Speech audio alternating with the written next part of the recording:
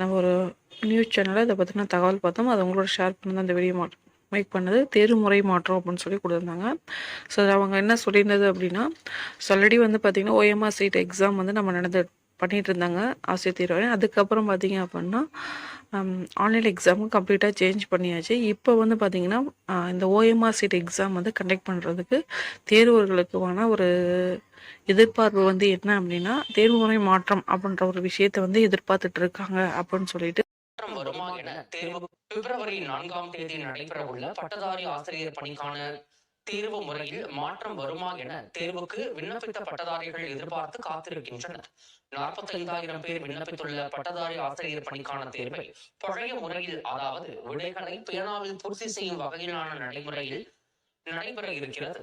கடந்த காலங்களில் பாலிடெக்னிக் பணிக்கான தேர்வில் மிக பெரும் முறைகேடு நடந்து பிறகு அந்த தேர்வு ரத்து செய்யப்பட்டது. இது போன்ற பிரச்சனைகளை களைவதற்கும் எந்த குற்றச்சாட்டிற்கும் இடம் தராத அளவிற்கும் கணினி வழியில் தேர்வை நடத்துவது என ஆசிரியர் தேர்வு வாரியம் முடிவெடுத்தது. பல தேர்வுகளை கணினி வழியில் நடத்தி வருகிறது. ஆனால் பிப்ரவரி 4ஆம் தேதி நடைபெற இருக்கக்கூடிய தேர்வை மட்டும் பழைய முறையில் நடத்துவது பல்வேறு பாதிப்புகளை ஏற்படுத்தலாம் என்பது பட்டதாரியின் குமுறல்களாக உள்ளன. இந்த விவகாரம் தொடர்பாக ஆய்வு செய்து நடவடிக்கை எடுக்கப்படும் என்று ஏற்கனவே அமைச்சர் அன்பில் மகேஷ் தெரிவித்திருந்தார். இதனால் தேர்வு முறையில் மாற்றம் வருமா என தேர்வுக்கு விண்ணப்பித்துள்ள இளைஞர்கள் எதிர்பார்த்து காத்திருக்கின்றனர்.